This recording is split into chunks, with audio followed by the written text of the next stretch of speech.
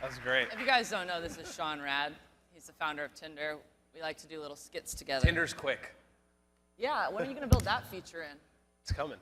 Just instant delivery of my matches. That's what I really am looking for. Okay, let's get down to business.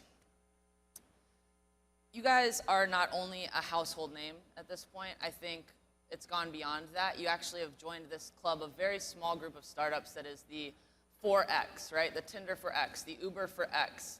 How does it feel to kind of join that top tier? No, I'm just happy that we could inspire developers. I think I don't know if we've joined any tier. We're just sort of like focused on what we set out to do, which is make it incredibly easy for people to meet. And I'm honored that we could inspire others to sort of use our model and apply it in different ways. Okay, I think that the swipe is a big part of that success. We've seen it kind of replicated over and over again in a bunch of different ways. Can you talk to us a little bit just about like the development of the swipe, where that came into play? Yeah, I think the idea is that when you want to meet somebody, you're either put in a position where you have to go and approach them and you feel like you're about to get rejected, or they come after you and you feel overwhelmed. And once in a while, you look at somebody across the room and they look at you back, and it's like you have that moment where neither of you are the pursuers or being pursued, and you're both responding to this moment. You've opted into each other. And the whole idea behind Tinder is to sort of make that introduction, make it that easy with people. Break down all that friction between you and meeting somebody that you want to meet. The swipe is integral to that because our goal, as you know, when it comes to sort of inputting, if you look at our recommendation engine, there's our ability to algorithmically suggest stuff to you, which is one route of innovation, and then our ability to get feedback from the user very quickly, which is sort of the other piece of information or the other route of innovation. And the swipe allows us to capture feedback almost as fast as you're thinking it. Kind of like in real life, you're in a room and you're sort of in your head subconsciously saying yes, no to people in the room, and your finger is swiping is a little faster than clicking, which means we can capture the thought and the input a little more quickly, and that's the whole idea. And swiping is fun. Right. So I think that's contributed to our ability to capture a lot of information from the user and then make sense of it and make matches based on that information. So we've seen the swipe kind of replicated in a bunch of different things, like real estate, professional networking, shopping. I mean, it's everywhere now. Do you feel as though that might dilute your swipe? Oh, absolutely not. I think, the more use cases of the swipe there are out there, the better people can understand Tinder. I mean, it's sort of this collaborative educating of this process where everyone's sort of helping us educate the user on the benefits of swiping, what that means, what the sort of the UI language conveys, and I think that's great. It's great for us, and it's great for every developer who decides that they want to use that UI mechanism. So how are you feeling right now? You feeling kind of good and comfortable? Yeah. Okay, well, let's move on to the harder stuff. You just settled a lawsuit with your early employee, Whitney Wolf. Yes. Or at least that was just announced. But we haven't heard a lot about Justin. He was kind of a central figure in the lawsuit. What's going on with Justin? I mean, is he still a co-founder? Does he hold equity? Is he still your best friend? I mean, what's up with Justin is and always will be a co-founder of Tinder, and he is my best friend and somebody who's very important to me personally. Justin decided to resign and focus on Justin. Yeah. Okay. So speaking of co-founders, how would you define co-founder? I don't know. I feel like there's so many definitions of what a co-founder is, and therein lies sort of the controversy around this topic. I think you find some companies will say a co-founder, or the co-founders are the individuals that were present when the company was formed day one. And if you look at the cap table, you can sort of identify who those people are pretty easily. Then there's other companies who will look back in time and say, who are the individuals that had the largest contribution, the people that we would not be here without. And some people would call them the co-founders. To me, I think, my advice to companies would be to be more inclusive when you're answering that question. It doesn't cost much to be inclusive, and also I think if you look at a company and sort of the hard path to success, there are many people along the way that are going to have a transformative impact, and you're going to look back and say, without that person, we would not be here. And all those people deserve to be recognized, not just the early, few. And I think that's why I just think we could be more inclusive when we think about that term. Okay, so given that criteria and that answer, especially the bit about inclusiveness, where does Whitney stand? That was the central point of the lawsuit. Where does she stand? I think, so Whitney was hired early on to work on marketing, and she did a phenomenal job. And particularly with respect to executing our strategy on college campuses. Yeah. Okay. It's a little bit of a skirt, but whatever. Being factual. Yeah, it's fair enough. Good. I thought it was interesting that when the lawsuit came out, and we're gonna be done soon, so just stick with me. But when the lawsuit came out, there was a lot of language in there in the complaint about abhorrent behavior and just a lot of really strong wording and obviously a lot of text messages and all that evidence came out. And then when it was settled, the lawyers on Whitney's side said that there was no admission of wrongdoing. What do you think about that? I can't comment on past litigation. Okay, I found it interesting. All right, well, if you could go back, what would you do differently? Look, it was, oh my God, I'd do so many things differently. I think it's a tough situation. Justin and Whitney were both my best friends. And I think when you have that kind of relationship and this closeness with sort of an early team that was beside you and personally were your best friends, I think the lines get blurred. So I think creating boundaries earlier on would have been healthy. But yeah, there's so much I do different. That's interesting, because I was curious if your attitude towards working with friends has changed and how that, if it has, right, which it seems like it has, I mean, how does that affect the culture at Tinder? Because I know that you guys are a close group, and I know that you guys are friends. Yep. How does that play into each other? I just think it's about defining boundaries and everyone having a clear understanding of what their role is. As a leader, that I'm just here to sort of define the ultimate goal and to make sure that everyone understands what their place in that is and what, collectively we're all working towards building a better Tinder and sort of basically accomplishing what we set out to do. And everyone, as long as everyone understands what their role is in that and helps each other succeed at their varying roles, I think setting those boundaries are very healthy and they help. But there's a lot of advantages to working with your best friends. I think that closeness, especially when things get tough at a startup, it keeps you together. It keeps you, pushing forward. And that's also a beautiful thing. Cool. I'm cool with that answer. Let's talk a little bit about Moments. Yeah. One of your newest products. Yeah. Just how is it going? I mean, are you So seeing well. a lot of engagement? So well. Can you give us some numbers or anything that actually proves that? Or I can't. I can't. I can tell you we're blown away by the results. I mean, it's exceeded what we initially thought. Tinder right now we do about 1.2 billion swipes every single day. That's a new fact, by the way, TechCrunch writers. That's a new number. Yeah. 1.2 billion. If we could get growing. that written. And we create over 13 million matches a day. And what Moments has done, which is phenomenal, is we've created over 3 billion total matches to date. But creating the match wasn't enough. We wanted to help our users deepen those bonds and start conversations and be more open and more engaged. And the beauty of a moment is I share a moment in my life, and it's the perfect excuse for somebody to respond and say hello and discuss it. So it's this great conversation starter, and it's fulfilling its purpose at that. And what we've seen is a massive increase in conversations and sort of what we call post-match engagement. Okay, that's good to know because for me, I want to give you my feedback on Moments.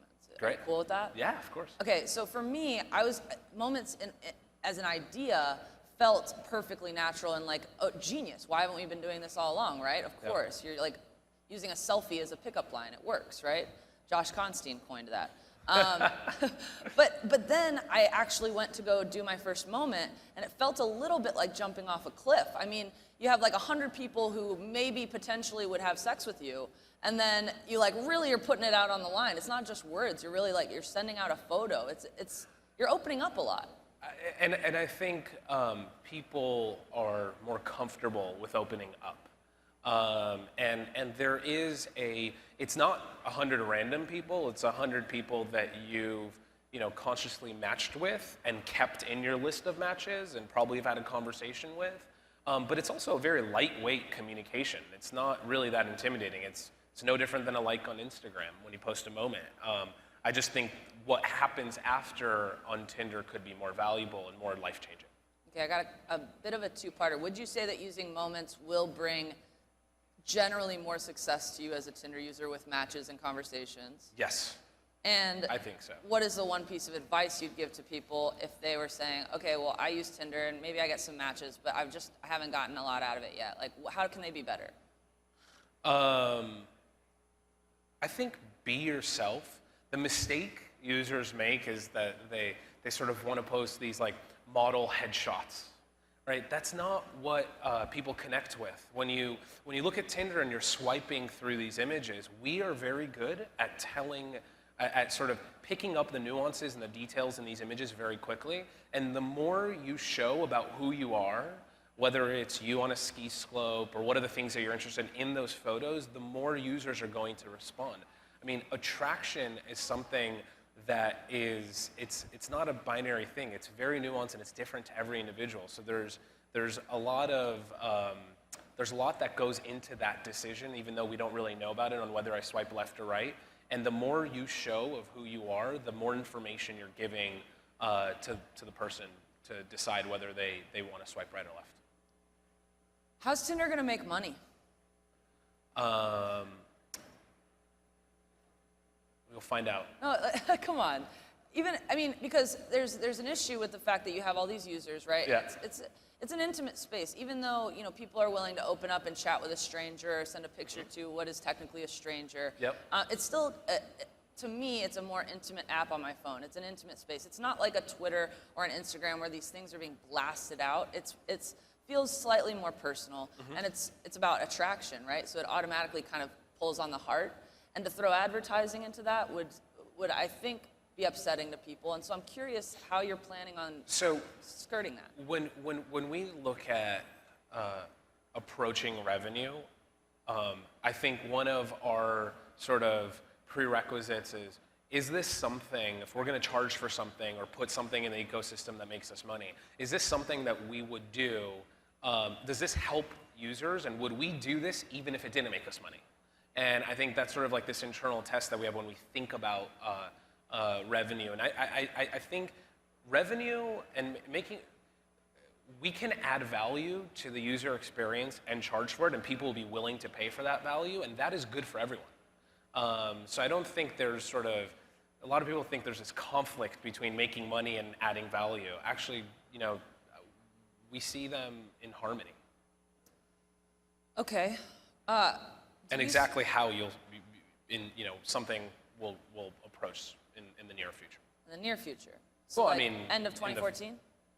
No specific dates. We're not announcing anything on revenue, but we'll get there when we get there. Right now, we're focused on growth and sustaining overwhelming demand that we've had, and sort of preparing for the future and scaling the company and in our platform. So do you see Tinder as a platform for creating and discovering new relationships, or do you see it more as a game? I think what's at the surface level, Tinder's like Instagram or Snapchat. You're interacting with content and posting content. In this case, it's yourself or a moment, and you get matches on Tinder just like you get likes on Instagram. So it's this like content feedback loop. I do something and I get validation, and that makes the user feel good.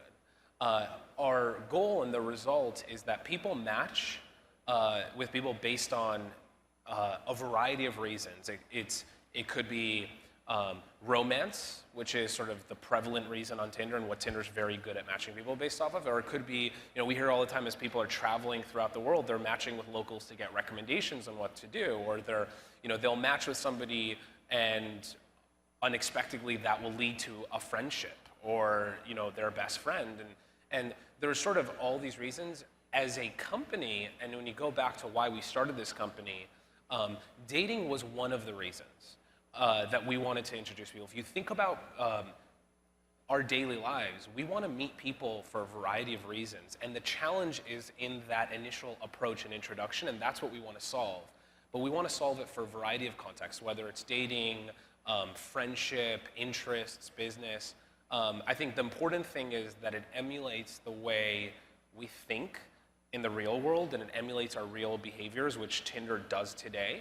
And that even applies if we ever do something outside of dating. I don't think it will, I think it will be very a natural extension to how Tinder works. Well, I think you're kind of already doing something out of dating, whether you like it or not. I mean, your users are hacking it for their own way, right? Right. So you come to a new city or you just moved to town, and I see on bios all the time, Yeah. I just moved to New York, looking for some friends. And so your users are already hacking Yeah. it. Is that a move maybe away from dating, or not away from dating, but including other use cases? Is that going to tie into monetization? Like, is that No. something you need before monetizing? Not. There's no plan for that. I think, naturally, what we do is a reflection of what we want. And if I'm on Tinder and I'm traveling and I'm in the state of mind where I want to meet locals and get recommendations, I'm going to use or hack Tinder that way, right?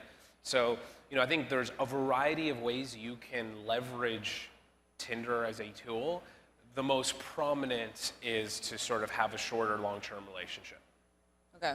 Do you know what a DTR is? No. It's a conversation that two people have. It's defining the relationship. It's normally a pain in Okay. the butt. I'd like you to define the relationship between you and IAC. Not you particularly, Tinder.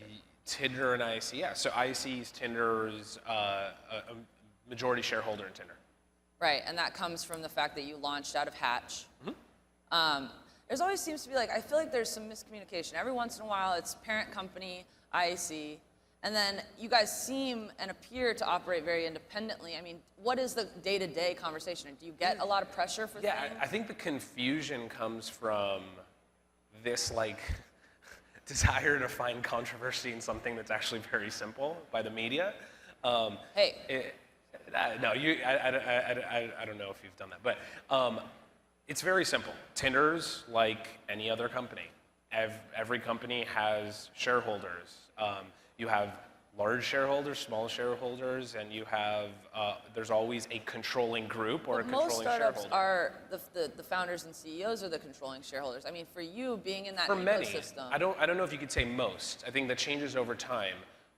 In our case, IAC is the major shareholder. Sometimes it's founders, sometimes it's VCs, but everyone sort of has a stake in Tinder's success, and we're all aligned, from the board down, and I think that's what's important.